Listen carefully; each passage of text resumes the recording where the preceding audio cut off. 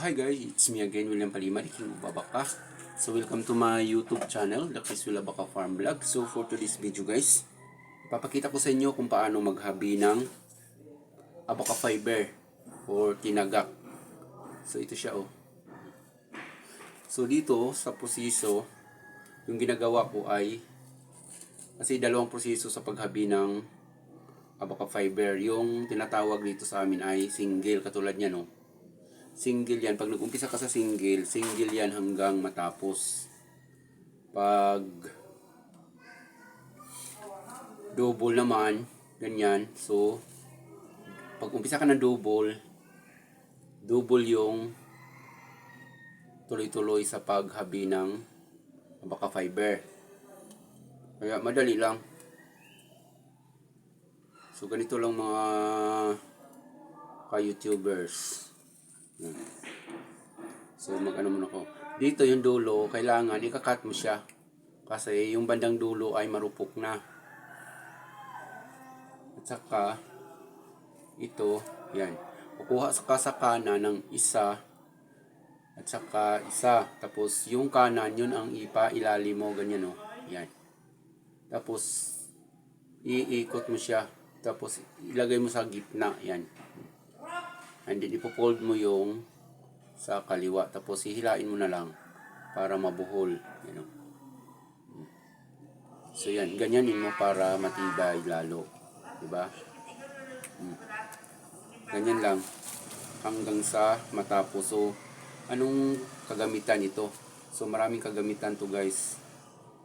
Yung tinatawag sa amin na sinamay at saka rope twine. Yung sinamay, yung sa terms na Bisaya ay habol. At saka ginawa na rin din to ng sapatos. Ang dami kagamitan kasi nito, abaka fiber. At saka hindi man to sa buong mundo. Pwede din to bag, gawing bag. So ganito lang magawa oh, maghabi. Yan. Tapos pag marupok na yung dulo, kailangan may tubig. Kasi mo lang sa tubig para siya, titibay. Lalo na pag maghabi ka na mainit. Kasi pag once na mainit, kahit hindi nabilad ng fiber sa araw ay marupok siya katulad niyan. So pag dalawang bisis kang magtatali pag marupok yung dulo. So kailangan pag sa sinamay, kailangan ganyan tinutuan.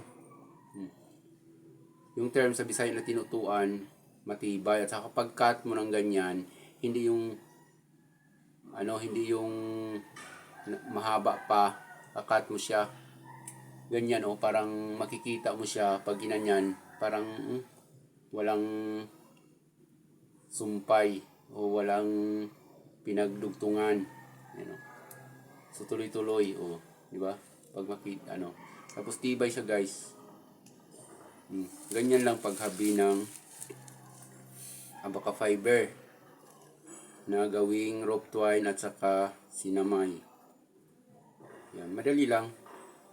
Dito sa amin kahit bata, grade 1, magaling na.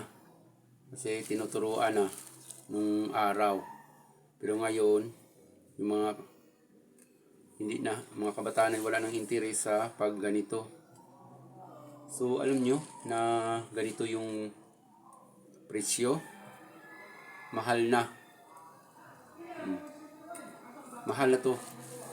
Pataas ng pataas yung presyo ngayon kasi marami na din gamitan.